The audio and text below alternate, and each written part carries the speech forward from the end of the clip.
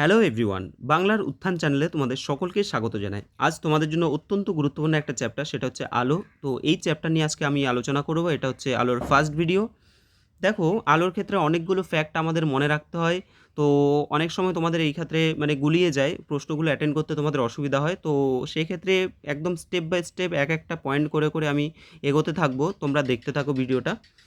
দেখো, প্রথমত আলোর ক্ষেত্রে আমরা যদি দেখি, এখানে বলেছে গোলীয় দর্পণে আলোর প্রতিফলন। দর্পণ মানে কি? দর্পণ মানে হচ্ছে আয়না, ঠিক আছে? তো আয়নায় প্রতিফলন কিভাবে সৃষ্টি হতে পারে?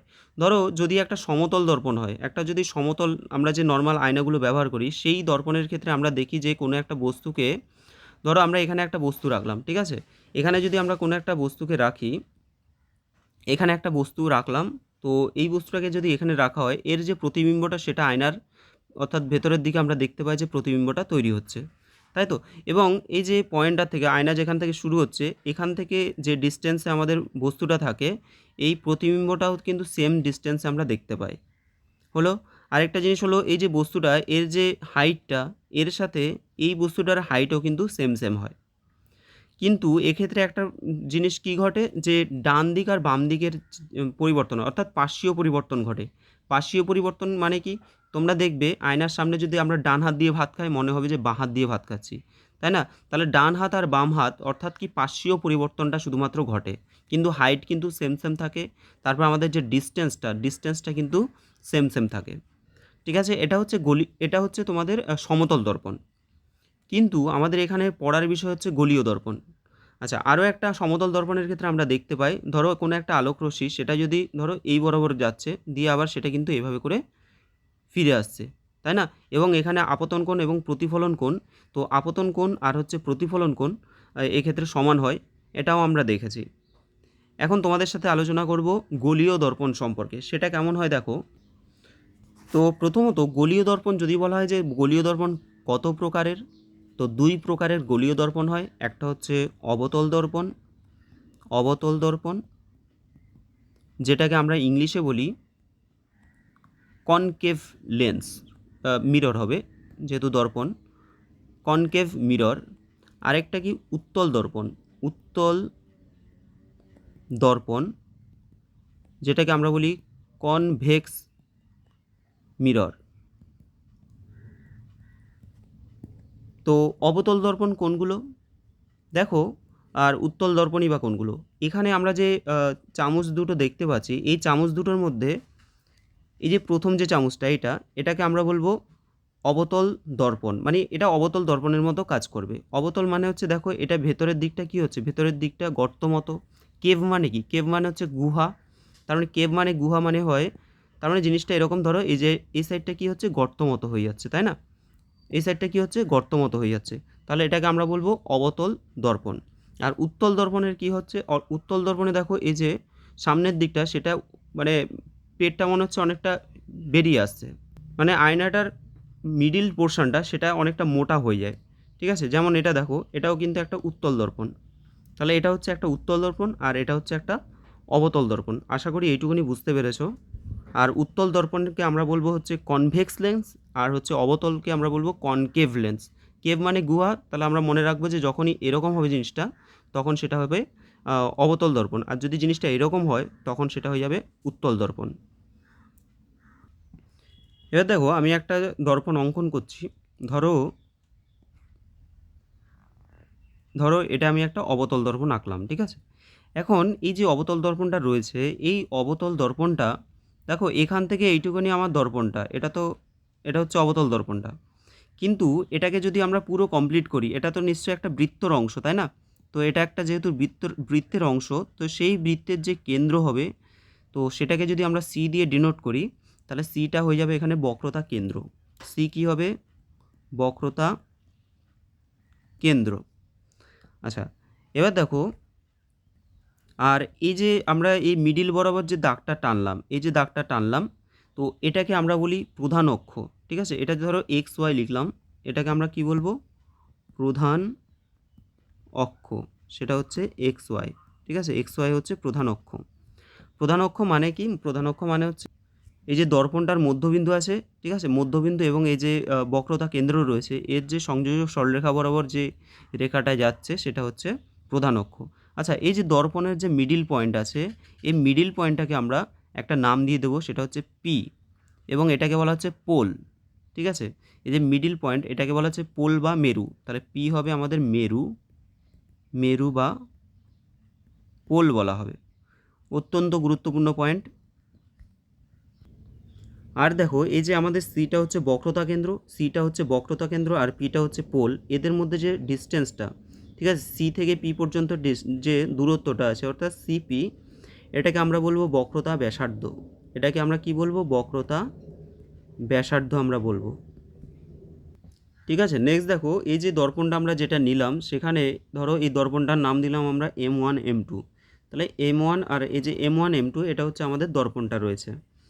তো এখানে আমাদের তাহলে কি কি শিখলাম? প্রথমত আমাদের বক্রতা কেন্দ্র। ঠিক আছে, বক্রতা কেন্দ্র মানে হচ্ছে এই যে দর্পণটা রয়েছে সেটা তো একটা একটা গোলকের পার্ট, তাই না? একটা গোলকের পার্ট, সেই গোলকের যে কেন্দ্র সেটাকে আমরা বলছি বক্রতা কেন্দ্র। আর যে দর্পণটা আমরা নিলাম, সেই দর্পণের যে মধ্যবিন্দু সেটাকে আমরা বলছি পোল বা মেরু। আর পোল থেকে বক্রতা কেন্দ্রের যে ডিস্টেন্স, দূরত্ব, সেটাকে আমরা বলছি বক্রতা ব্যাসার্ধ, বক্রতা ব্যাসার্ধ। আর আমাদের এই যে বক্রতা কেন্দ্র এবং পোল এর সংযোগ যে সরলরেখাটা, সেটাকে আমরা বলছি প্রধান অক্ষ, অর্থাৎ XY। ঠিক আছে, এইটুকুনি আশা করি তোমরা বুঝতে পেরেছো। চলে যাচ্ছি আমরা পরের পার্টে। আচ্ছা, এবার দেখো, ধরো আমি এখানে দুটো দর্পণ আঁকছি। এটা হচ্ছে আমাদের অবতল দর্পণ, আরেকটা আঁকছি আমি উত্তল দর্পণ। এটা হচ্ছে একটা উত্তল দর্পণ। ঠিক আছে, এবার এই যে অবতল দর্পণ, তাহলে এই যে পয়েন্টটা, এটা কি? এটা হয়ে যাচ্ছে আমাদের পোল। আর এখানে আমাদের হয়ে যাচ্ছে সি, অর্থাৎ বক্রতা কেন্দ্র। ওকে, আর এক্ষেত্রে আমাদের এই দর্পণের ক্ষেত্রে এটা হচ্ছে আমাদের পোল, আর এখানে আমাদের হয়ে যাবে পি, হয়ে যাবে সরি, এটা হয়ে যাবে সি, তাই তো? সি বক্রতা কেন্দ্র। তো এখান থেকে আমরা একটা পয়েন্ট পাচ্ছি কি, যে অবতল দর্পণের ক্ষেত্রে যে বক্রতা কেন্দ্র সেটা কিন্তু দর্পণের সামনে অবস্থান করে। তো এটা যেহেতু দর্পণ, এই দর্পণের কিন্তু সামনে অবস্থান করছে বক্রতা কেন্দ্রটা। কিন্তু কিন্তু আমাদের যদি উত্তল দর্পণ হয়, উত্তল দর্পণের ক্ষেত্রে কিন্তু বক্রতা কেন্দ্রটা দর্পণের পেছনে অবস্থান করে। ওকে, এটা মনে থাকবে আমাদের। এবার দেখো, ধরো এই দর্পণের ওপরে এই যে এটাকে আমরা কি বলছি? এটাকে বলছি আমরা অবতল দর্পণ, অবতল দর্পণ। এই অবতল দর্পণের ধরো প্রধান অক্ষের সমান্তরাল একটা সরলরেখা যদি প্রধান অক্ষের সমান্তরালে কোনো যদি আলোকরশ্মি এর ওপরে ধরো পড়ে, ঠিক আছে, এই দর্পণের উপর যদি পড়ে, এখান থেকে কী হবে? প্রতিফলিত হবে আলোটা। এই প্রতিফলিত হয়ে আলোটা ধরো এই বরাবর বেরিয়ে গেল। আবার আমরা যদি আরেকটা ধরো আলোকরশ্মি এখানে প্রধান অক্ষের সমান্তরাল আরেকটা আলোকরশ্মি যদি এখানে ফেলা হয়, সেটাও দেখা যাচ্ছে এই যে একটা বিন্দু দিয়ে বেরিয়ে যাচ্ছে। এরকম তুমি যতগুলো সমান্তরাল সরলরেখা পাঠাও না কেন, সবগুলো এই একটা নির্দিষ্ট বিন্দু দিয়ে বেরিয়ে যাবে। ঠিক আছে, তো এই যে বিন্দু দিয়ে এখানে বেরিয়ে যাচ্ছে তাকেই আমরা বলবো ফোকাস। তো তাকে আমরা কি বলবো? ফোকাস। এটাকে আমরা এফ দিয়ে ডিনোট করছি। ছবিটা আমি আরেকবার দেখাচ্ছি এখানে। তাহলে আমাদের এখানে হচ্ছে সি, আর এখানে দেখো আমরা যেটা বলছি এটা হয়ে যাচ্ছে এফ, তাই তো? আর এটা হচ্ছে পোল। তো পোল, আমরা নতুন একটা জিনিস পেলাম, সেটা হচ্ছে ফোকাস। এফ মানে কি? ফোকাস। এখন এই যে ফোকাস আর হচ্ছে তোমার মেরু, ফোকাস আর মেরুর মধ্যে যে দূরত্বটা, ঠিক আছে, এখান থেকে যে এইটুখানি ফোকাস আর মেরুর মধ্যে দূরত্ব, অর্থাৎ এফ পি যদি আমরা বলি, তাহলে সেটাকে আমরা কি বলবো? সেটাকে আমরা বলবো ফোকাস দূরত্ব। সেটাকে আমরা বলবো ফোকাস দূরত্ব। ঠিক আছে, এই ছবিটার ক্ষেত্রেও দেখো, এখানে আমাদের এটা হচ্ছে উত্তল দর্পণ। সেই উত্তল দর্পণের ক্ষেত্রে আমাদের ফোকাসটা কিভাবে তৈরি হবে এটা একটু তোমাদের বুঝতে হবে ভালো করে। তো এই দর্পণের ক্ষেত্রে কি হয়? দেখো, আলো তো এইভাবে ধরো এই বরাবর তো গেল, যাওয়ার পরে ঠিক এইভাবে ধরো প্রতিফলিত হলো। ধরো এই বরাবর গেল, দিয়ে এই বরাবর ধরো প্রতিফলিত হলো। ঠিক আছে, প্রতিফলিত হলো। তাহলে এখানে কি হচ্ছে? এখানে মানে উত্তল দর্পণের ক্ষেত্রে আলোটা দেখো এদিক ওদিক করে বেরিয়ে যাচ্ছে, একটা বিন্দুতে এসে মিলিত হচ্ছে না। অবতল দর্পণের ক্ষেত্রে একটা বিন্দুতে আমরা দেখলাম যে মিলিত হচ্ছে, সেটাকে আমরা বলছি ফোকাস। কিন্তু উত্তল দর্পণে কিন্তু একটা বিন্দুতে এসে মিলিত হচ্ছে না। কিন্তু এখানে একটা ফ্যাক্টর হলো, এই যে ধরো এই যে প্রথম যে আলোটা এই বরাবর যে চলে গেল, তো এটাকে যদি আমরা পেছনের দিকে যদি বর্ধিত করি, এবং এখানে যে আলোটা আমাদের চলে গেল এইদিকে, এটাকেও যদি পেছনের দিকে বর্ধিত করি, তাহলে দেখা যাবে এরা কিন্তু একটা বিন্দুতে এসে মিলিত হচ্ছে। শুধুমাত্র এটাই নয়, তোমরা যদি আরও এরকম সরলরেখা পাঠাও, ঠিক আছে, আরও যদি এই প্রধান অক্ষের সমান্তরাল সরলরেখা পাঠাও, এটাও কী হবে, এটাও ধরো এইদিকে বিচ্যুতি হয়ে গেল, মানে সরি প্রতিফলিত হলো। তো এর যে পেছনে যদি আমরা বর্ধিত করি তাহলে দেখা যাবে যে একটা নির্দিষ্ট বিন্দুতে এসে সবগুলো পয়েন্ট কিন্তু মিলিত হচ্ছে। তখন এটাকে আমরা বলবো উত্তল দর্পণের এটা হয়ে যাবে মুখ্য ফোকাস। ঠিক আছে, উত্তল দর্পণের এটা হচ্ছে মুখ্য ফোকাস। তাহলে এফ হয়ে যাচ্ছে, বা ফোকাস বলি আমরা, তো এফ হয়ে যাচ্ছে এখানে ফোকাস।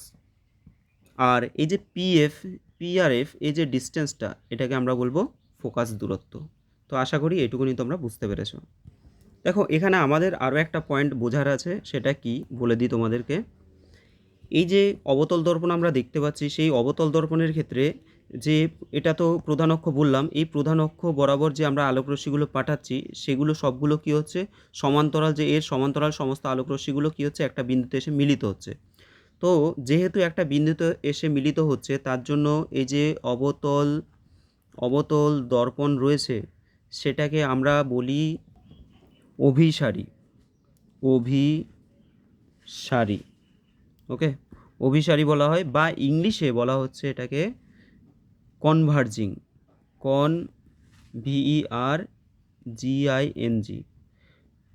ঠিক আছে, তাহলে এটাকে বলা হচ্ছে অভিসারী বা কনভার্জিং বলা হয় অবতল দর্পণকে।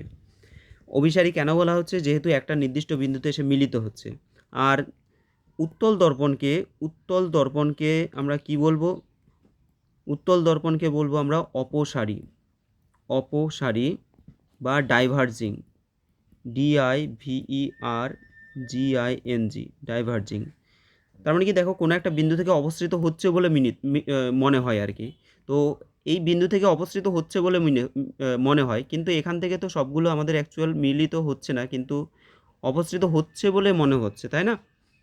আমরা দেখছি আলোকরশ্মিগুলো কী হচ্ছে, ছড়িয়ে যাচ্ছে, এদিকে চলে যাচ্ছে, তাহলে কি হচ্ছে, এগুলো হচ্ছে ডাইভার্জ হয়ে যাচ্ছে বা অপসারিত হচ্ছে। আর অবতল দর্পণের ক্ষেত্রে কি হচ্ছে, এটাকে আমরা বলি অভিসারী, মানে একটা নির্দিষ্ট বিন্দুতে মিলিত হচ্ছে মানে অভিসারী হচ্ছে এটা। আর এটা হচ্ছে অপসারী, ঠিক আছে, অপসারিত হচ্ছে বিভিন্ন দিকে। তো আশা করি বোঝাতে পারলাম। দেখো এখান থেকেও তোমাদের প্রশ্ন থাকে যে কোনটাকে অভিসারী বলা হয় আর কোনটাকে অপসারী বলা হয়। তাহলে অবতল দর্পণকে আমরা বলবো অভিসারী বা কনভার্জিং, ইংলিশ টার্মটা মনে রাখবে। আর উত্তল দর্পণকে আমরা বলবো অপসারী বা ডাইভার্জিং। ওকে, নেক্সট দেখো। আচ্ছা, তাছাড়া আমরা কি বললাম, সিটা হচ্ছে আমাদের বক্রতা কেন্দ্র, এফটা হচ্ছে আমাদের ফোকাস। ঠিক আছে, এফটাকে আমরা মুখ্য ফোকাস বলবো, কারণ এখানে এফতে মিলিত হচ্ছে, তাহলে এফ হচ্ছে মুখ্য ফোকাস, বা এখানে এফ থেকে অপসৃত হচ্ছে বলে মনে হয়, তাহলে এটাকে আমরা মুখ্য ফোকাস বলবো বা ফোকাস বলবো। আর ফোকাস থেকে মেরু পর্যন্ত যে ডিস্টেন্সটা, সেটাকে আমরা বলবো ফোকাস দূরত্ব। ঠিক আছে, তো এই ফ্যাক্টগুলো আমাদের ভালো করে জেনে নিতে হবে, এগুলো দিয়ে আমাদের পরবর্তী এরপরের স্টেপে আমরা যাব। আরেকবার তোমাদের তাও আমি বলে দিচ্ছি। তাহলে গলীয় দর্পণে আলোর প্রতিফলন, এখানে আমাদের দু রকমের দর্পণ, একটা হচ্ছে অবতল আর একটা হচ্ছে উত্তল দর্পণ। তো অবতল দর্পণকে আমরা বলি কনকেভ লেন্স, কনকেভ মিরর, আর উত্তল দর্পণকে আমরা বলছি কনভেক্স মিরর। ঠিক আছে, তো এই যে দর্পণটা আমরা নিয়েছি, সেই দর্পণের ক্ষেত্রে আমাদের এই যে দর্পণটা, সেটা যে বৃত্তের অংশ আর কি, মানে যে এটা যে বৃত্তের অংশ, তো তার যে কেন্দ্র তাকে আমরা বলছি বক্রতা কেন্দ্র। আর এই যে মিররের মধ্যবিন্দু, এটাকে আমরা বলছি পোল। আর এক্স ওয়াই এটা তো প্রধান অক্ষ বলেছি। ঠিক আছে, আর সি থেকে পি পর্যন্ত যে দূরত্ব, অর্থাৎ যে বক্রতা কেন্দ্র রয়েছে এবং পোল বা মেরু পর্যন্ত যে দূরত্ব, সেটাকে আমরা বলবো বক্রতা ব্যাসার্ধ। ঠিক আছে, নেক্সট দেখো। এবার দেখো অত্যন্ত ইম্পর্ট্যান্ট একটা ফ্যাক্টর আছে। ধরো আমি যে দর্পণটা আঁকলাম, এটা ধরো অবতল দর্পণ। এই যে অবতল দর্পণের, এটাকে আমরা বলছি কি, এটা হচ্ছে আমাদের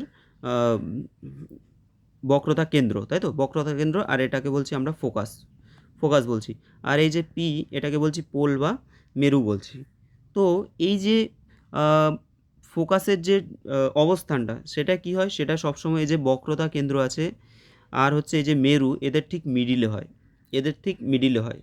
তার মানে আমরা বলতে পারি যে বক্রতা ব্যাসার্ধ, অর্থাৎ সিপি হচ্ছে আমাদের বক্রতা ব্যাসার্ধ বা আর পিএফ আমরা সেটাকে কি বলছি, পিএফটাকে আমরা বলছি যে বক্রতা ফোকাস দূরত্ব, মানে এফ। তো এই যে আর এর মানটা কি হবে, আর সমান হয়ে যাবে 2F, মানে এখান থেকে এখানের যে ডিস্টেন্স হবে, সেটা যদি ধরো 10 সেন্টিমিটার হয়, তাহলে এখান থেকে এইটুকুনি হবে 5 সেন্টিমিটার। ঠিক আছে, এখান থেকে এইটুকুনি হয়ে যাবে 5 সেন্টিমিটার। আশা করি বোঝাতে পারলাম। তার মানে কি আমরা বলতে পারি যে বক্রতা ব্যাসার্ধ কিন্তু ফোকাস দৈর্ঘ্যের দ্বিগুণ হয়। বক্রতা ব্যাসার্ধ যেটা রয়েছে সেটা কিন্তু ফোকাস দৈর্ঘ্যের কী হবে, দ্বিগুণ হয়ে যাবে। ঠিক আছে, এটা মনে রাখবে। নেক্সট দেখো আরও কিছু গুরুত্বপূর্ণ পয়েন্ট আমরা আলোচনা করছি। যেমন কোনো একটা অবতল বা উত্তল দর্পণ, আমরা অবতল দর্পণ দিয়ে দেখাচ্ছি। কোনো একটা আলোকরশ্মি আমরা কী দেখলাম, কোনো একটা আলোকরশ্মি যদি এই যে প্রধান অক্ষ আছে, এক্স ওয়াই যে প্রধান অক্ষ আছে, এর সমান্তরাল বরাবর যদি যায়, তাহলে সেটা কী হবে, সেটা হচ্ছে এই যে ফোকাসের মধ্যে দিয়ে, অর্থাৎ এটা হচ্ছে ফোকাসের মধ্যে দিয়ে যাবে। গেল এটা। তাহলে প্রধান অক্ষে সমান্তরাল কোনো আলোকরশ্মি যদি যায়, সেটা কিন্তু মুখ্য ফোকাসের মধ্যে দিয়ে কিন্তু সেটা প্রতিফলিত হবে। আচ্ছা, দ্বিতীয়ত যদি আমরা উল্টোটা বলি, ধরো এই যে ফোকাস আছে, সেই ফোকাসের মধ্যে যদি কোনো একটা আলোকরশ্মি যদি যায়, ঠিক আছে, ফোকাসের মধ্যে দিয়ে যদি কোনো আলোকরশ্মি যায়, তাহলে সেটা দেখা যাবে প্রধান অক্ষের সমান্তরালে নির্গত হচ্ছে। তার মানে কি এটা ঠিক অপোজিট বলতে পারি আমরা। হলো। আচ্ছা, আরও একটা কন্ডিশন আমরা দেখি, যদি কোনো একটা আলোকরশ্মি সেটা যদি বক্রতা কেন্দ্র হচ্ছে সি, আর এটা আমরা বললাম ফোকাস, যদি বক্রতা কেন্দ্রের মধ্যে দিয়ে যায়, ধরো এ বরাবর গেল, বক্রতা কেন্দ্রের মধ্যে দিয়ে গেল, তাহলে সেটা কোন বরাবর প্রতিফলিত হবে, সেটা দেখা যাবে যে সেই বক্রতা কেন্দ্র বরাবরই আবার প্রতিফলিত হচ্ছে। ঠিক আছে, বক্রতা কেন্দ্র বরাবরই প্রতিফলিত হচ্ছে। খুব ইম্পর্টেন্ট ফ্যাক্ট, এটা কিন্তু অনেক সময় তোমাদের পরীক্ষায় থাকে। দেখো আমরা দেখি যে এই যে যদি আমরা একটা সমতল দর্পণ নিই, সেখানে যদি ধরো একেবারে সোজাসুজি আমরা একটা আলো মারি, তাহলে কী হবে, সেই আলোটা আবার ঠিক সোজাসুজি ব্যাক করে। তো এখানেও মনে রাখবে সবসময় যে বক্রতা কেন্দ্রের মধ্যে দিয়ে যদি কোনো আলোকরশ্মি পাঠানো হয়, সেটা কিন্তু সরাসরি বক্রতা কেন্দ্রের মধ্যে দিয়েই কিন্তু প্রতিফলিত হবে। তার মানে সেই পথেই আবার ফিরে আসবে। আচ্ছা, আরেকটা কন্ডিশন দেখে নাও। আরেকটা কন্ডিশন আমরা যদি দেখি যে এটা হচ্ছে সি, এটা হচ্ছে এফ, আর এটা হচ্ছে পি, যদি পোলের মধ্যে যদি কোনো একটা আলোকরশ্মি যদি পড়ে, ঠিক আছে, পোলের মধ্যে যদি কোনো আলোকরশ্মি পাঠানো হয়, তাহলে কী হবে, সেটা এই বরাবর ধরো প্রতিফলিত হবে। তাহলে এখানে যে আপতন কোণ এটা হচ্ছে, আর এটা হচ্ছে প্রতিফলন কোণ। এক্ষেত্রে প্রধান অক্ষটা আমরা অবিলম্ব হিসেবে ধরবো, প্রধান অক্ষটাকে আমরা অভিলম্ব হিসেবে ধরবো, এবং এখানে যে আপতন কোণ, অভিলম্বের সাথে সবসময় এই যে আমরা যে আলোটা পাঠাচ্ছি, অর্থাৎ যে আপতিত রশ্মি, এই আপতিত রশ্মির সাথে এই যে অভিলম্ব আছে, এর যে অ্যাঙ্গেলটা তৈরি হবে, এটাকে বলবো আপতন কোণ। আর যে রশ্মিটা প্রতিসৃত হচ্ছে, যেটা বেরিয়ে যাচ্ছে বা প্রতিসৃত হচ্ছে, সেটার সাথে অবিলম্বের যে কোণটা থাকবে, সেটাকে আমরা বলি প্রতিসরণ কোণ। তো এই ক্ষেত্রে আপতন কোণ, প্রতিসরণ কোণ দুটো সমান হয়ে যায়। ঠিক আছে, এখানে আপতন কোণ যা হবে, প্রতিসরণ কোণ কিন্তু তাই হবে। তো এইভাবে আলোকরশ্মিটা বেরিয়ে আসে। তো তোমাদের এখানে 4টে কন্ডিশন আমি বলে দিলাম, আশা করি তোমরা বুঝতে পেরেছো। নেক্সট দেখো, পরের পার্টে যাচ্ছি আমরা। নেক্সট এই পার্টটা তোমাদের জন্য অত্যন্ত গুরুত্বপূর্ণ পার্ট। এখান থেকে প্রচুর প্রশ্ন তোমরা দেখবে, গ্রুপ ডিতে একেবারে মানে সে ভরে ভরে দিয়েছে আর কি, প্রচুর প্রশ্ন আছে। দেখো ভালো করে এই জায়গাটা বুঝতে হবে, এখানে কিন্তু অনেকগুলো ফ্যাক্ট রয়েছে। আমি একটা অবতল দর্পণ আমি দেখাচ্ছি। এই অবতল দর্পণে আমাদের এটা হচ্ছে তোমার ধরো ফোকাস, এটা হচ্ছে আমাদের সি মানে হচ্ছে মেরু বলছি কেন, বক্রতা কেন্দ্র, আর এটা হচ্ছে মেরু বা পোল। ঠিক আছে, এবার কোনো একটা বস্তুকে এই অবতল দর্পণের ক্ষেত্রে, এটা স্পেশালি কিন্তু অবতল দর্পণের জন্য বলছি আমি, অবতল দর্পণের প্রতিবিম্ব কোথায় গঠিত হয়, অবতল দর্পণ। তো অবতল দর্পণের প্রতিবিম্বগুলো কোথায় গঠিত হয়, কোনো একটা বস্তুকে আমরা কোথায় রাখলে কীরকম গঠিত হবে। ধরো আমি এখানে বস্তুটাকে রাখছি, এখানে রাখা মানে কি, এটা হচ্ছে তোমার এই বক্রতা কেন্দ্রের পেছনে রাখছি। ধরো আমি এখানে না রেখে বস্তুটাকে এই যে বক্রতা কেন্দ্র আর হচ্ছে ফোকাস, এদের মাঝখানে রাখছি। ধরো এখানে না রেখে আমি বক্রতা কেন্দ্রের উপর রাখছি, বা ফোকাসের উপরে রাখছি, বা ফোকাস আর মেরুর মাঝখানে রাখছি। বিভিন্ন অবস্থানে বস্তুটাকে রাখার জন্য এর যে প্রতিবিম্বটা গঠিত হবে, সেটা কিন্তু বিভিন্ন প্রকারের হবে। তো এই যে কোথায় রাখলে কীরকম তৈরি হবে, বা এর যে প্রতিবিম্বটা কোথায় তৈরি হবে, সেটা আমাদেরকে শিখতে হবে। প্রথমে আমি তোমাদের বলছি যে আমি একটা বস্তুকে কোথায় রাখছি, অসীমে রাখছি। অসীমে মানে কি, মানে অনেক দূরে রাখছি, অনেক দূরে। ধরো আমি বলছি এখান থেকে আস্তে আস্তে একেবারে আমি এখানে ধরো এইরকম অনেক দূরে রেখেছি। যদি অনেক দূরে আমরা রাখি, তাহলে এই বস্তুটার যে প্রতিবিম্ব, সেটা কোথায় তৈরি হবে, মনে রাখবে এই বস্তুটার প্রতিবিম্ব তৈরি হবে এই যে ফোকাস আছে, এই ফোকাসের এখানে তৈরি হবে। ঠিক আছে, দেখো আমি ফোকাসটা একটুখানি ডার্ক করে দিলাম, বুঝিয়ে দিই।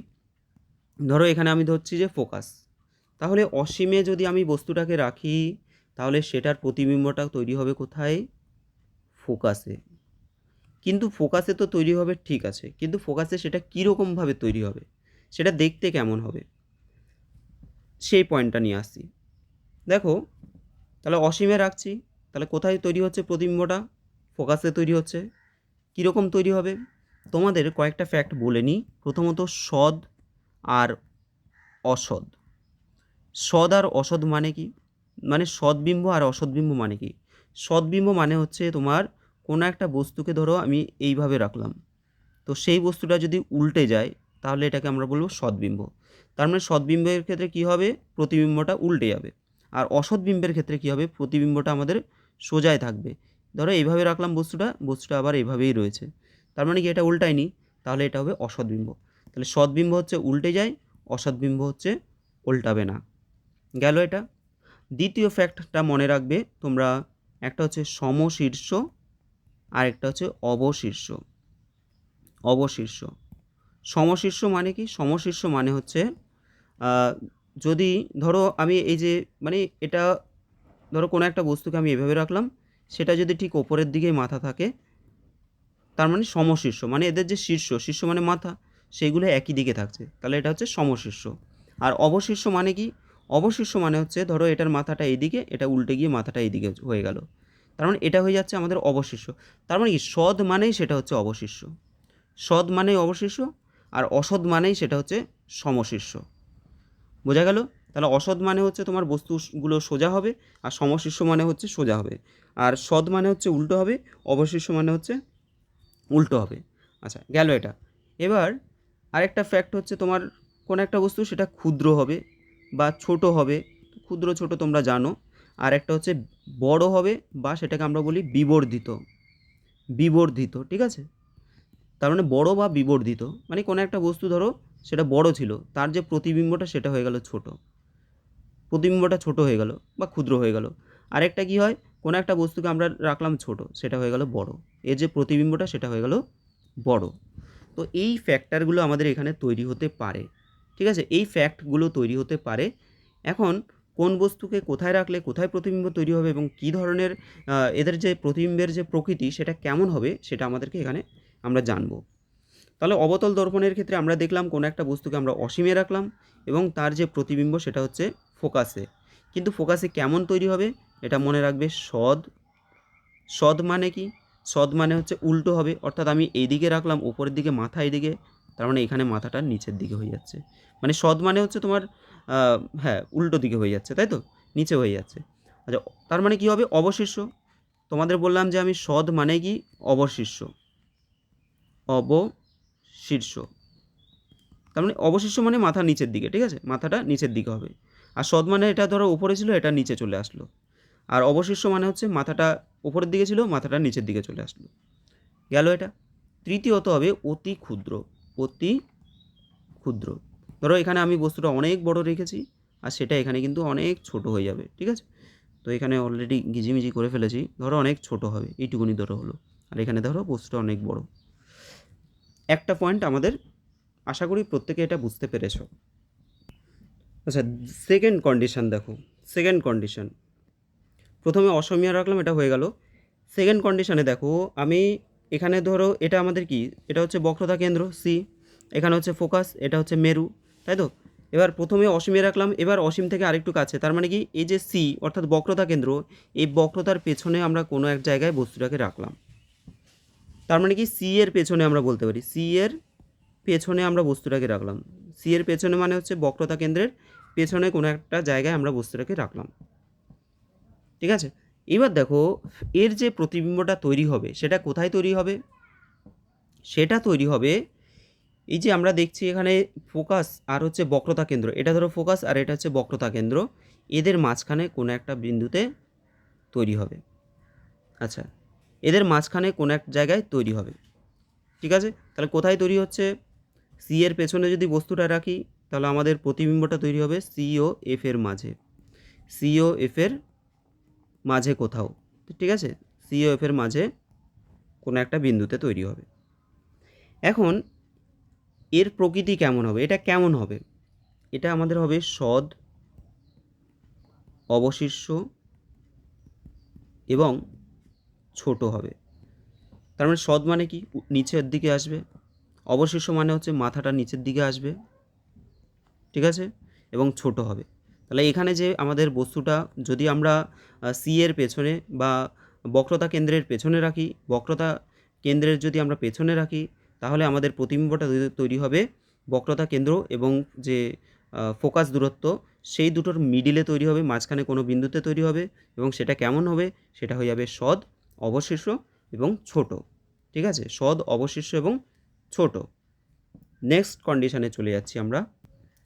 নেক্সট হচ্ছে, ধরো আমি কোনো একটা বস্তুকে 3 নম্বর, কোনো একটা বস্তুকে সিতে রাখলাম, সিতে, সি মানে কি, সি মানে হচ্ছে বক্রতা কেন্দ্রে রাখলাম, বক্রতা কেন্দ্রে রাখলাম, ঠিক আছে। যদি বক্রতা কেন্দ্রে আমি রাখি তাহলে কি হবে, সিতে রাখলে মনে রাখবে সেটার যে প্রতিবিম্বটা তৈরি হবে সেটা সিতেই তৈরি হবে। তাহলে প্রতিবিম্বটা এখানে প্রতিবিম্ব এটা, তো প্রতিবিম্বটা কোথায় তৈরি হবে, সিতেই তৈরি হবে, ঠিক আছে। তাহলে সিতে রাখলে সিতেই তৈরি হবে, কিন্তু কীরকম তৈরি হবে, সেটার প্রকৃতি কেমন, দেখো সেটা হয়ে যাবে সদ, অবশিষ্য এবং সমান। সদ, অবশিষ্য এবং সমান। দেখো আমি অন্য কালি দিয়ে দেখিয়ে দিচ্ছি। তার মানে এই সদ মানে কি, সদ মানে হচ্ছে বস্তুটা আমাদের উল্টো দিকে হবে, অর্থাৎ এখানে উপরের দিকে ছিল, তাহলে এটা নিশ্চয়ই নিচের দিকে হবে, নিচের দিকে হবে। আর অবশিষ্য মানে হচ্ছে মাথাটা নিচের দিকে আসবে, এরকম আসবে অ্যারোটা, ঠিক আছে। অন্য কালি ইউজ করি, ধরো এই। আবার বস্তুগুলো সমান হবে, অর্থাৎ এই যে উপর থেকে এখান থেকে এইটুকুনি যে উচ্চতাটা, এটার সাথে এটারও উচ্চতাটা সমান সমান হবে, মানে দুটোর ক্ষেত্রে সাইজটা সেম সেম হবে, ঠিক আছে। তাহলে আমরা এখানে ফ্যাক্টটা শিখলাম যে যদি আমরা বক্রতা কেন্দ্রে রাখি, সিতে রাখি, তাহলে আমাদের প্রতিবিম্বটা কিন্তু সিতেই তৈরি হবে। প্রতিবিম্বটা কোথায় তৈরি হবে, সিতেই তৈরি হবে, ঠিক আছে। আর সেটা কেমন হবে, সদ হবে, অবশিষ্য, অর্থাৎ সেটা কিন্তু উল্টে যাচ্ছে, নিচের দিকে হয়ে যাচ্ছে, এবং সেটা সমান হবে। তো আশা করি এই 3টে পয়েন্ট তোমরা বুঝতে পেরেছো। আরও 3টে পয়েন্ট আছে, এক এক করে আলোচনা করছি। আচ্ছা, তো প্রথমে আমরা 3টে আরেকবার একটু বলে নিই, তারপরে তোমাদের পরের পয়েন্টগুলোতে যাচ্ছি। প্রথমে আমরা কী করলাম, বস্তুটাকে অসীমে রাখলাম। অসীমে রাখলে আমাদের প্রতিবিম্ব কোথায় তৈরি হচ্ছে, ফোকাসে। প্রতিবিম্ব তো কোথায় তৈরি হচ্ছে, ফোকাসে তৈরি হচ্ছে, তাই তো, ফোকাসে তৈরি হচ্ছে, এবং সেটা সদ, অবশিষ্ট এবং অতি ক্ষুদ্র হয়ে যাবে। আবার যদি সি এর পেছনে, অর্থাৎ আমাদের বক্রতা কেন্দ্রের পেছনে রাখি, তাহলে আমাদের সি এবং এফ, অর্থাৎ বক্রতা কেন্দ্র এবং ফোকাসের মাঝখানে তৈরি হবে, এবং সেটা কী হবে, সদ, অবশিষ্ট এবং ছোট হয়ে যাবে। আর যদি আমরা বক্রতা কেন্দ্রে রাখি, সিতে রাখি, তাহলে সেটা কিন্তু সিতেই তৈরি হবে প্রতিবিম্বটা, এবং সেটা হবে সদ, অবশিষ্ট এবং সমান হয়ে যাবে। ওকে, নেক্সট দেখো, এবার আমরা কোথায় রাখবো বস্তুটাকে, আমাদের সি অবধি চলে আসলো। এরপরে আমরা কি করব, সি এবং আর এর মাঝখানে বস্তুটাকে রাখবো, ঠিক আছে। সি এবং আর এর মাঝে আমরা বস্তুটাকে রাখবো। তাহলে সি আর আর এর মাঝে মানে কি, তার মানে হচ্ছে আমরা বলতে পারি যে ফোকাস আর হচ্ছে বক্রতা কেন্দ্রের মিডিলে রাখলাম। তাহলে সিও আর এর মাঝে, তাই তো, সিও আর এর মাঝে আমরা বস্তুটাকে রাখলাম, বক্রতা কেন্দ্র এবং ফোকাসের মাঝখানে রাখলাম। এটা আর কেন লিখলাম, এটা হচ্ছে ফোকাস, ঠিক আছে, এটা হচ্ছে ফোকাস। তাহলে বক্রতা কেন্দ্র এবং ফোকাসের মাঝখানে যদি কোনো একটা বস্তুকে রাখা হয়, তার যে প্রতিবিম্বটা তৈরি হবে সেটা কোথায় তৈরি হবে, দেখো সেটা হবে বক্রতা কেন্দ্র ও অসীমের মাঝে। ও কোথায়, অসীমের মাঝে।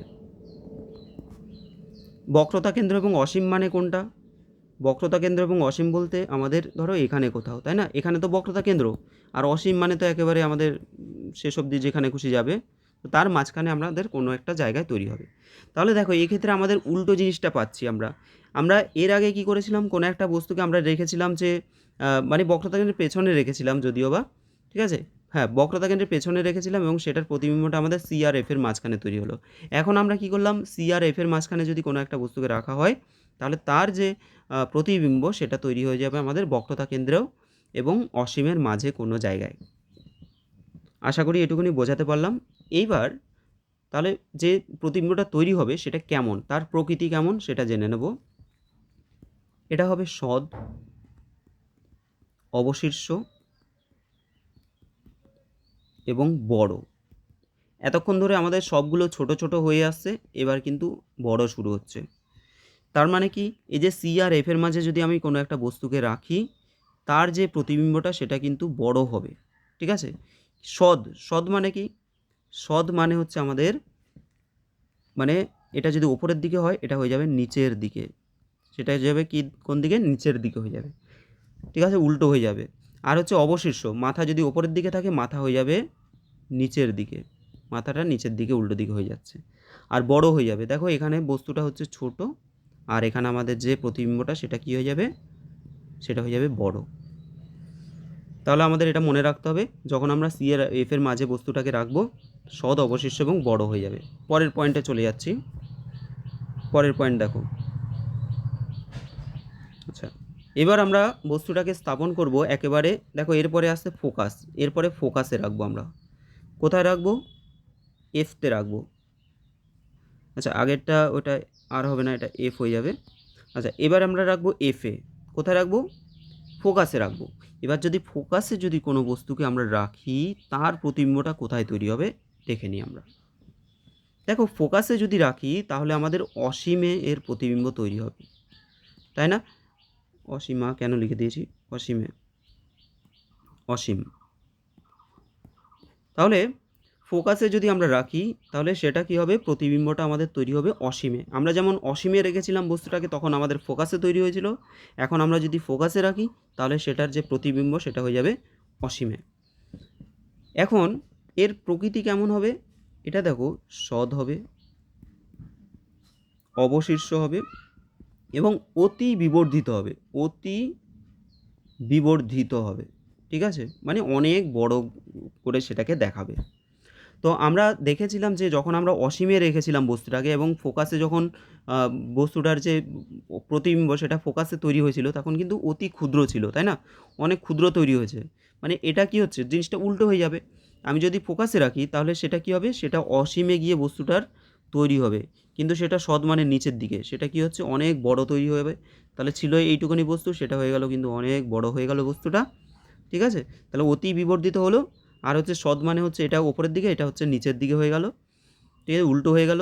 আবার অবশীর্ষ মানে হচ্ছে এটার মাথা উপরের দিকে, এটার মাথা নিচের দিকে চলে আসছে।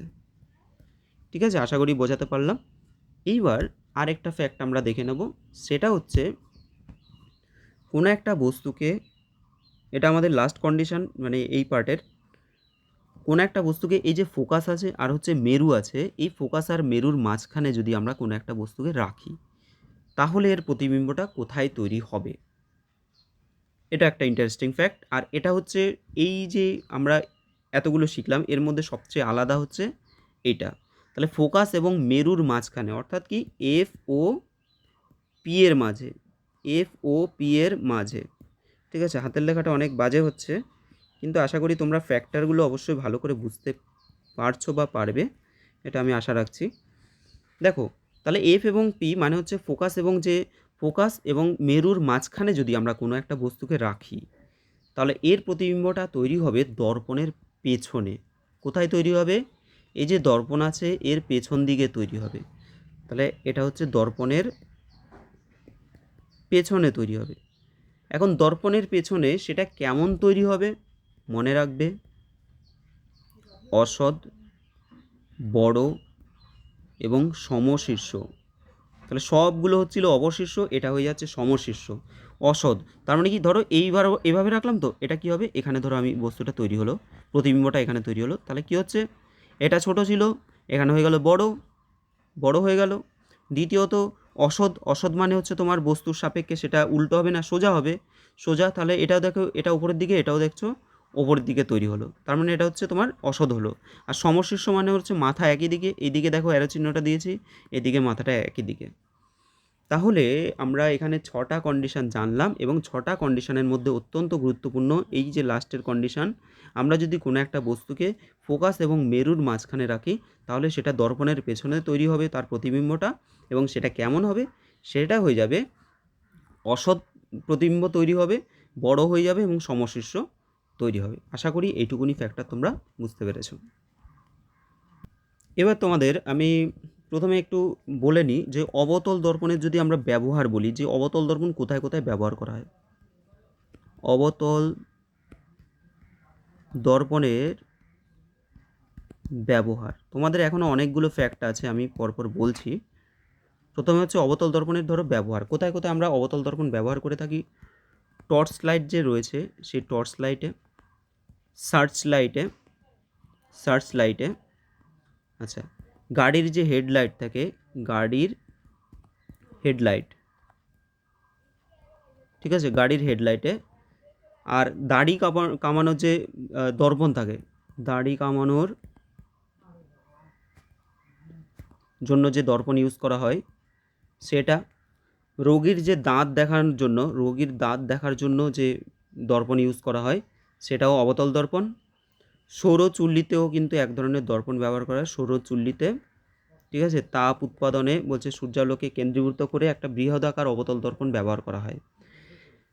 অর্থাৎ তাহলে অবতল দর্পণ, অবতল মানে কোনটা বলেছি তোমাদের, এইরকম দর্পণটা, তাই তো? এই অবতল দর্পণটা কোথায় কোথায় ইউজ করা হচ্ছে? টর্চ লাইটে, সার্চ লাইটে, গাড়ির হেডলাইটে, দাড়ি কামানোর দর্পণে, দাঁতের ডাক্তাররা ইউজ করে থাকে, ঠিক আছে, দাঁতের ভেতরের মানে যে অংশটা সেটাকে ঠিকঠাক করে দেখার জন্য, কোথাও যদি প্রবলেম থাকে। সৌরচুল্লিতে অবতল দর্পণ ব্যবহার করা হয়ে থাকে। মনে রাখবে, এগুলো মুখস্থ করে নেবে তোমরা। আর উত্তল দর্পণ তোমাদের অলরেডি আমি প্রথমেই দেখাচ্ছিলাম যে একটা উত্তল দর্পণ, তাই না? তো উত্তল দর্পণটা আমাদের কোথায় ব্যবহার করা হয়? এটা হচ্ছে যানবাহনের যে পেছনের জিনিসগুলো দেখার জন্য। ধরো গাড়ি আছে, সেই গাড়ির কী হবে, এই যে পাশে দিয়ে একটা এরকম একটা আয়না থাকে, সেই আয়নার সাহায্যে কী হয়, পেছন থেকে কোনো একটা গাড়ি আসছে নাকি সেটা দেখতে হয়। তো এটাকে আমরা বলি যানবাহনের পেছনের দৃশ্য দেখার জন্য গাড়ির ভিউ ফাইন্ডার বলি এটাকে। গাড়ির কি বলি? ভিউ ফাইন্ডার, ভয়সী হস্যু, ভিউ ফাইন্ডার। বা এটাকে আমরা যে রেয়ার ভিউ মিররও বলি, rear view mirror, rear view মিররও বলা হয়ে থাকে। আর একটা মনে রাখবে, তাহলে এটা একটা বললাম। আরেকটা উত্তল লেন্স ব্যবহার করা হয়ে থাকে, উত্তল দর্পণ ব্যবহার করা হয় স্ট্রিট লাইট।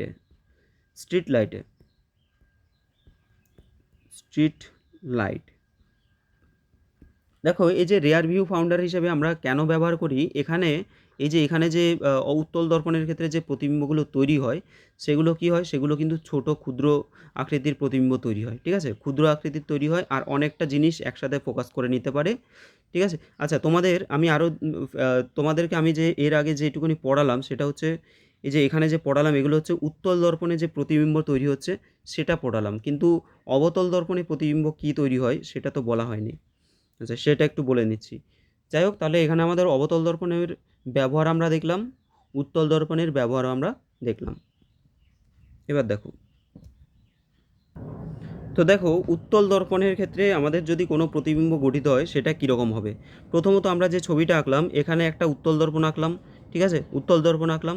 এবার দেখো, উত্তল দর্পণের আমাদের ফোকাস কিন্তু এই দিকে থাকছে। আর হচ্ছে আমাদের এটা হচ্ছে বক্রতা কেন্দ্র সি, আর এটা হচ্ছে ধরো পোল, ঠিক আছে। এবার বস্তুকে সবসময় আমাদের বাঁ দিকে রাখতে হয়। কোনো একটা বস্তু, সেটাকে আমরা সবসময় কোথায় রাখবো? বাম দিকে রাখবো, ঠিক আছে। ডান দিকে কিন্তু বস্তু রাখা যাবে না, সবসময় বাঁ দিকে বস্তুটাকে রাখতে হয়, এটা মনে রাখবে। এবার উত্তল দর্পণের ক্ষেত্রে কোনো একটা বস্তুকে ধরো আমি অসীমে রাখলাম, একেবারে অনেক দূরে রাখলাম, ঠিক আছে। অসীম দূরত্বে যদি কোনো একটা বস্তুকে আমি রাখি, তাহলে এটা কোন দর্পণ? উত্তল দর্পণের ক্ষেত্রে কোনো একটা বস্তুকে কোথায় রাখছি? অসীম দূরত্বে রাখছি। অসীম দূরত্বে যদি রাখি, তার যে প্রতিবিম্বটা তৈরি হবে, প্রতিবিম্বটা কোথায় তৈরি হবে? ফোকাস এবং দর্পণের পেছনে। অর্থাৎ এটা তো দর্পণ, এই দর্পণের পেছন বলতে এই দিকটা, তো পেছনে হচ্ছে তোমার ফোকাসে এইখানে তৈরি হবে। কোথায় তৈরি হবে? এখানে তৈরি হবে। আচ্ছা, কেমন তৈরি হবে? প্রকৃতি। আচ্ছা, প্রথমত অসীমে, আমরা কোথায় রাখছি জিনিসটাকে? অসীমে রাখছি। অসীমে রাখলে আমাদের যে প্রতিবিম্বটা কোথায় তৈরি হবে? ফোকাসে আর দর্পণের পেছনে। ফোকাসটাও আমাদের দর্পণের পেছনে তৈরি হবে। আর এর প্রকৃতিটা কেমন হবে? এটা কীরকম হবে? দেখো প্রথমত এটা অসৎ হবে। অসৎ মানে কি? অসৎ মানে হচ্ছে তোমাদের সোজা হবে। এইদিকে মানে ওপরে যেহেতু রয়েছে এটা এখানেও ওপরেই থাকবে। আচ্ছা, দ্বিতীয়ত বলছে সমশীর্ষ। সমশীর্ষ সমশীর্ষ মানে কি? সমশীর্ষ মানে হচ্ছে এর মাথা যদি এদিকে হয়, এর মাথাও কিন্তু এইদিকে থাকবে। তৃতীয়ত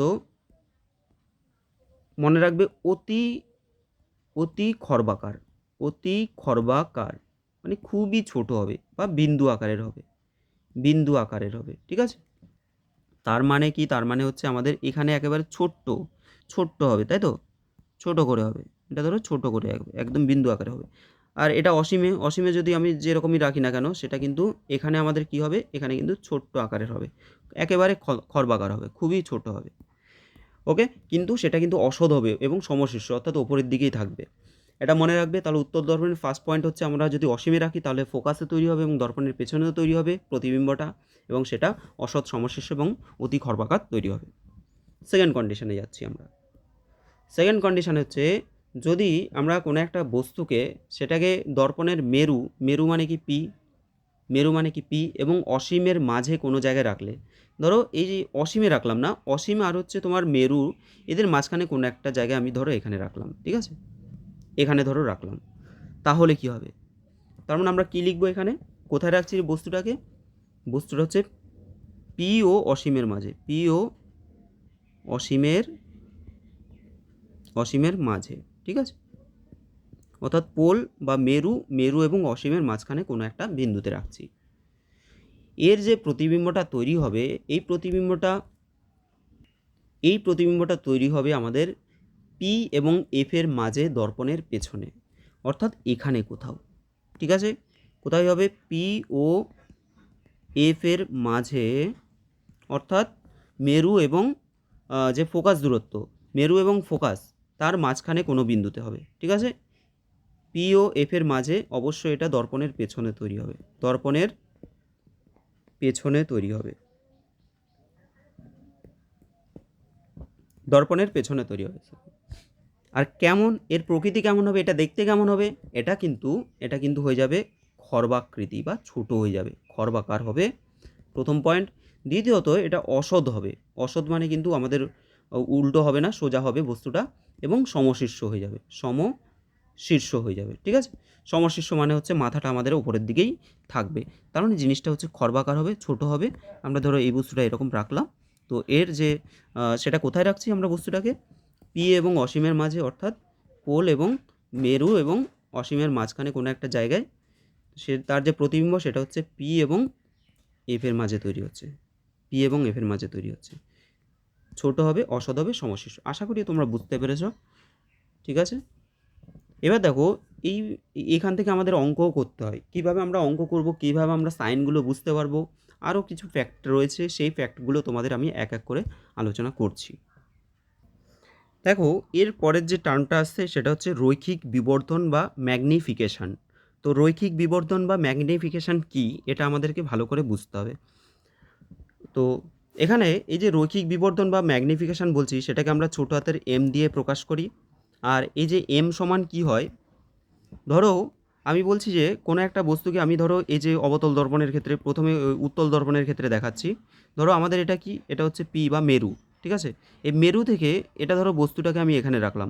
এবার পি থেকে এই যে বস্তুটার যে দূরত্ব, এটাকে আমি বলছি যে, আচ্ছা দূরত্ব নয়, এক মিনিট, সবার আগে আমি বলছি যে ধরো এই যে বস্তুটা আমরা এখানে স্থাপন করলাম, এই বস্তুটার যে হাইটটা রয়েছে এখান থেকে, এটা হাইটটা যে রয়েছে সেটাকে আমি এইচ দিয়ে প্রকাশ করছি। কি দিয়ে প্রকাশ করছি? এইচ দিয়ে। আর এই যে হাইটটা, এই যে প্রতিবিম্বটা উৎপন্ন হয়েছে তার যে হাইটটা, সেটাকে আমরা এইচ ড্যাশ দিয়ে ধরো প্রকাশ করছি, বা এটাকে আমরা H1 লিখছি, এটাকে আমরা H2 লিখছি। তাহলে আমাদের সুবিধা হবে, বুঝতে আরও বেশি সুবিধা হবে। তাহলে আমরা এটাকে কি লিখছি? H1, আর এটাকে লিখছি আমরা H2। H1 কি? H1 হচ্ছে বস্তুর যে উচ্চতা, ঠিক আছে? বস্তুর যে উচ্চতা সেটা হচ্ছে H1, আর H2 হচ্ছে আমাদের প্রতিবিম্বের উচ্চতা। তাহলে এই যে ম্যাগনিফিকেশান বা রৈখিক বিবর্ধন, এটার মানেই হচ্ছে তোমার এম সমান কি হয়? H2/H1 হবে, H2/H1, অর্থাৎ কি প্রতিবিম্বের উচ্চতা বাই বস্তুর উচ্চতা। তার মানে কি প্রতিবিম্বের উচ্চতা বাই বস্তুর উচ্চতা, ঠিক আছে, বস্তুর উচ্চতা। বুঝে গেলাম আমরা যে ম্যাগনিফিকেশন মানে কি। আচ্ছা, আরও একটা ফ্যাক্টর রয়েছে, শুধুমাত্র এটাই নয়, তার সাথে রৈখিক বিবর্ধন আরও একটা জিনিস দিয়ে প্রকাশ করা হয়। সেটা কি? সেটা হচ্ছে ধরো, আচ্ছা এটা একটা এক্সাম্পল আমরা নিয়ে নিই। ধরো প্রতিবিম্ব, আমি বলছি যে বস্তুটা আমরা হাইটটা, সেই বস্তুটার হাইট ধরো 10 সেন্টিমিটার, আর আমরা এখানে যে প্রতিবিম্বটা পেলাম সেটা ধরো 2 সেন্টিমিটার, ঠিক আছে। তাহলে আমাদের রৈখিক বিবর্ধন কত আসবে? রৈখিক বিবর্ধন চলে আসবে, তাহলে প্রতিবিম্ব আমাদের হচ্ছে 2, আর বস্তুর যে উচ্চতা সেটা হচ্ছে 10। 2/10 মানে 1/5 এটা হয়ে যাবে 1/5। এখানে ইন্টারেস্টিং একটা ফ্যাক্ট হচ্ছে, দেখো দুটো, এটা উচ্চতা, তো রৈখিক বিবর্ধনের কিন্তু কোনো রকম একক থাকবে না, এর কোনো রকম ইউনিট থাকবে না, ঠিক আছে। ইউনিটলেস, এটা ইউনিটলেস, এককবিহীন এটা ভৌত রাশি, এটা মনে রাখবে। আচ্ছা, দ্বিতীয়ত ম্যাগনিফিকেশন মানে আরও একটা জিনিস আমরা বলতে পারি। ধরো এটা হচ্ছে পোল থেকে আমাদের যে বস্তুটা তার দূরত্ব ধরো ইউ, আর পোল থেকে আমাদের যে প্রতিবিম্ব যে দূরত্ব সেটা ধরো ভি, ঠিক আছে। তাহলে এই যে পোল বা মেরু থেকে বস্তুর দূরত্ব কত? ইউ, আর মেরু থেকে আমাদের যে প্রতিবিম্বের যে দূরত্ব সেটা হচ্ছে ভি। তো এক্ষেত্রে আমাদের এম সমান আমরা বলবো -v/u। মাইনাস চিহ্নটা দিতে হবে, মাইনাস ভি মানে হচ্ছে প্রতিবিম্বের দূরত্ব বাই বস্তুর দূরত্ব। কোথা থেকে? অবশ্যই পোল থেকে বা মেরু থেকে আমাদের সবসময় দূরত্ব কাউন্ট করতে হবে। তো আমরা এখান থেকে বলতে পারি যে এম সমান প্রতিবিম্বের উচ্চতা বাই বস্তুর উচ্চতা সমান মাইনাস প্রতিবিম্বের দূরত্ব বাই এটা ভি বাই বস্তুর দূরত্ব, এটাকে আমরা বলতে পারি। এটাই হচ্ছে তোমাদের রৈখিক বিবর্ধন। আশা করি এখানে আর কিছু শেখার মতো নেই, কিন্তু আমাদের এখান থেকে অঙ্ক করতে হবে, ঠিক আছে, অঙ্ক করতে হবে। আচ্ছা, মাইনাস চিহ্নটা, তাহলে এটা আমরা গোলীয় দর্পণের ক্ষেত্রে পড়ছি, বারবার করে বলছি, এটা হচ্ছে আমাদের গোলীয় দর্পণের ক্ষেত্রে আমরা পড়াশোনা করছি। আমরা লেন্সের ক্ষেত্রে আলাদা করে আবার পড়বো, ঠিক আছে। আজকে তোমাদের আমি গোলীয় দর্পণটাই করাবো, গোলীয় দর্পণে যা যা রয়েছে সেই ফ্যাক্টগুলো নিয়ে আলোচনা করব। ওকে, নেক্সট দেখো, যেটা থেকে আমাদের অঙ্ক করতে হয়, যেটা পরীক্ষায় তোমাদের অঙ্ক দিয়ে থাকে যে জায়গা থেকে, সেটা হচ্ছে আমাদের দর্পণের সূত্র। এবার দর্পণের সূত্রটা কি? তো আমরা একটা এখানে অবতল দর্পণ অঙ্কন করেছি, এবং এই অবতল দর্পণের সি হচ্ছে আমাদের কি? বক্রতা কেন্দ্র, এফ হচ্ছে আমাদের হচ্ছে ফোকাস, আর পি হচ্ছে আমাদের মেরু, ঠিক আছে। পি হচ্ছে মেরু, এফ হচ্ছে ফোকাস, আর সি হচ্ছে বক্রতা কেন্দ্র। এখন দর্পণের সূত্র হচ্ছে আমাদের 1/v প্লাস 1/u সমান 1/f। 1/v প্লাস 1/u সমান 1/f, ঠিক আছে। তো ধরো আমি কোনো একটা বস্তুকে, আমি ধরো এরকম একটা এক্ষেত্রে নিলাম, বাজে হয়ে গেল। ধরো কোনো একটা বস্তুকে আমি এখানে রাখলাম, ঠিক আছে, এখানে আমি একটা বস্তুকে রাখলাম, এবং এই যে পোল রয়েছে, পোল থেকে যে বস্তুটার দূরত্ব সেটা হচ্ছে ইউ, আর এর প্রতিবিম্বটা ধরো এখানে তৈরি হলো, তাহলে এটা হচ্ছে আমাদের ভি। এটা কি হচ্ছে? ভি। তাহলে ইউটা কি? ইউটা হচ্ছে আমাদের পি থেকে, পি মানে হচ্ছে পোল বা মেরু থেকে বস্তুর দূরত্ব, আর ভিটা কি? ভি হচ্ছে আমাদের পি থেকে বা মেরু থেকে প্রতিবিম্বের দূরত্ব। আর এফটা কি? এফ হচ্ছে আমাদের ফোকাস দূরত্ব মানে হচ্ছে আমাদের যে এফ, ধরো এখানে যে এফ আছে মানে পি এফ যেটাকে আমরা বলছি, এই যে পি আছে মেরু, আর হচ্ছে এফ মানে হচ্ছে ফোকাস। তো এই যে মেরু এবং ফোকাসের মধ্যে যে দূরত্ব সেটাকে আমরা বলছি ফোকাস দূরত্ব, ঠিক আছে। এটা হয়ে গেল এফ। তো আশা করি এইটুকুনি আমরা বুঝতে পারলাম। এইবার খুব ইন্টারেস্টিং কিছু জিনিস আমাদের দর্পণের ক্ষেত্রে মনে রাখতে হবে, সেগুলো কি কি? দেখো, সাইন অর্থাৎ চিহ্ন, প্লাস চিহ্ন আর হচ্ছে মাইনাস চিহ্ন, কোনটার ক্ষেত্রে আমরা কাকে প্লাস নেব কাকে মাইনাস নেব। সাইন কনভেনশন, এই জিনিসটা, সাইনের ব্যাপারটা তোমরা যদি ভালো করে জেনে নাও তাহলে অঙ্কগুলো তোমাদের করতে অনেক সুবিধা হবে। দেখো প্রথমত আমরা এই যে অবতল দর্পণ এটাকে আমরা নিয়ে নিচ্ছি।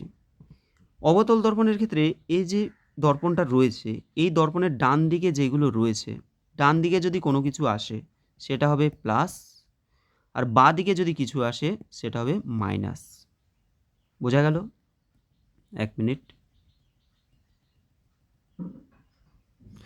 দেখো আমরা অলরেডি আমরা কি জানি, ধরো এক্স অ্যাক্সিস ওয়াই অ্যাক্সিসের ক্ষেত্রে আমরা এই যে এক্স এটা ও এক্স ড্যাশ, এটা হচ্ছে ওয়াই এটা ও, এটা হচ্ছে ওয়াই ড্যাশ। ঠিক আছে, আমরা লেখচিত্রের ক্ষেত্রে এভাবে করতাম। তো যখন কোনো বস্তু ডান দিকে আসতো তখন আমরা প্লাস করতাম, যদি বাঁ দিকে যায় তখন আমরা মাইনাস করি, ওপরে গেলে কি করি আমরা প্লাস করি, নিচে আসলে কি করি মাইনাস করি। এখানেও ঠিক সাইন কনভেনশনটা মানে সাইনের যে ব্যাপারটা সেটা ঠিক এরকমই।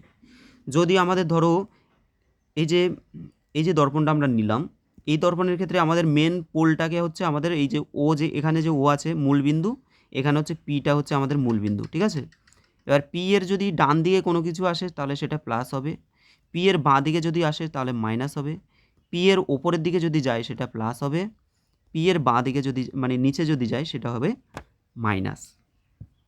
ওকে, মাইনাস হয়ে যাবে। তো এখানে এখানে আমাদের কি হচ্ছে দেখো, ধরো আমি বলছি যে এই যে দর্পণটা এটা আমাদের কি, এটা হচ্ছে একটা অবতল দর্পণ।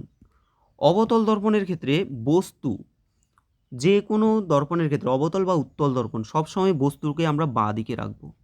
তাহলে বস্তুকে বাঁ দিকে রাখা মানে কি, বস্তুকে বাঁ দিকে রাখা মানে সেটার মাইনাসে চলে আসছে, তাই না? এই যে পি থেকে বাঁ দিকে আসছে মানে মাইনাস, তার মানে ইউ সবসময় মাইনাস হয়ে যাবে। ইউটা আমাদের কি হবে, ইউটা সবসময় মাইনাস হয়ে যাবে দর্পণের ক্ষেত্রে। দর্পণ বা লেন্স সবগুলোর ক্ষেত্রে ইউটা সবসময় মাইনাস হবে, কারণ কি ইউ আমাদের দর্পণের বাঁ দিকে রয়েছে। ঠিক আছে, আমরা সবসময় বস্তুকে বাঁ দিকে রাখি, বস্তুকে বাঁ দিকে রাখি। হলো, এবার দেখো ভি এর মানটা কী হবে। ভি মানে হচ্ছে আমাদের প্রতিবিম্ব। তাহলে প্রতিবিম্বটা কোথায় তৈরি হয়, প্রতিবিম্বটা যদি আমাদের বাঁ দিকে তৈরি হয়, যদি বাম দিকে তৈরি হয় তাহলে মাইনাস হবে, যদি ডান দিকে তৈরি হয় তাহলে হবে প্লাস। আমরা যেমন দেখলাম এই যে এটা কি দর্পণ, এটা হচ্ছে উত্তল দর্পণ। উত্তল দর্পণে সবসময় প্রতিবিম্বটা ডান দিকে তৈরি হচ্ছে, তাই না? সবসময় প্রতিবিম্বটা কী হচ্ছে ডান দিকে, তাহলে উত্তল দর্পণে সবসময় ভিটা আমাদের পজিটিভ হবে। উত্তল দর্পণে সবসময় ভিটা কী হবে, পজিটিভ হয়ে যাবে। ঠিক আছে, কিন্তু অবতল দর্পণের ক্ষেত্রে এই যে অবতল দর্পণ আছে, অবতল দর্পণের ক্ষেত্রে আমাদের ম্যাক্সিমাম সময় আমরা দেখতে পাচ্ছি যে প্রতিবিম্বটা বাঁ দিকেই তৈরি হচ্ছে, তাই না? বাঁ দিকে তৈরি হচ্ছে। দেখবে আমরা যদি অসীমে কোনো বস্তু রাখছি সেটা ফোকাসে তৈরি হচ্ছে তার প্রতিবিম্বটা। তারপরে ধরো সি এর পেছনে যখন রাখছি তখন আমাদের সি আর এফ এর মাঝখানে তৈরি হচ্ছে। যখন আমরা সিতে রাখছি তখন আমাদের, আচ্ছা এখানে একটা ফ্যাক্ট, আরেকটা ফ্যাক্ট মনে রাখতে হবে, বাঁ দিকে হচ্ছে অবশ্যই বাঁ দিকে হচ্ছে কিন্তু আবার নিচের দিকে হচ্ছে, তাই না? বাঁ দিকে হচ্ছে আবার কি নিচের দিকে হচ্ছে, তাহলে বাঁ দিকে হচ্ছে, তার মানে আমাদের ভি এর মানটা কিন্তু এখানে নেগেটিভ আসছে, ভি এর মানটা কিন্তু নেগেটিভ আসছে। আমরা যখন ধরো সিতে রাখছি তখন সিতেই প্রতিবিম্বটা তৈরি হচ্ছে, তাই না? আমাদের নেগেটিভে আসছে। শুধুমাত্র আমরা একটা জিনিস পাচ্ছিলাম যে যদি আমরা এফ এর এখানে রাখি, এফ আর পি এর মাঝখানে রাখি তখন আমাদের এই ডান দিকে এখানে তৈরি হচ্ছে প্রতিবিম্বটা, তাই তো? বাকি সবগুলো যাই হোক, মোটামুটি তোমরা এখানে মনে রেখে দেবে যে আমাদের যখন এটা অঙ্কের উপর ডিপেন্ড করবে, অঙ্কটা যখন আমরা করব তখন তোমাদের এগুলো আরও ভালো করে আমি বুঝিয়ে বুঝিয়ে বলবো। ঠিক আছে, এক একটা অঙ্ক ধরবো এবং সেই অঙ্কের ক্ষেত্রে আমরা সাইনগুলো কীভাবে নিচ্ছি সেটা বলবো। তোমরা এটাই মনে রাখবে যে আমাদের যদি ডান দিকে থাকে প্লাস, বাম দিকে আসলে মাইনাস, ওপরে থাকলে প্লাস, নিচে আসলে মাইনাস, এটা মনে রেখে দেবে। আর এই সূত্রটা মনে রাখবে 1/v + 1/u = 1/f।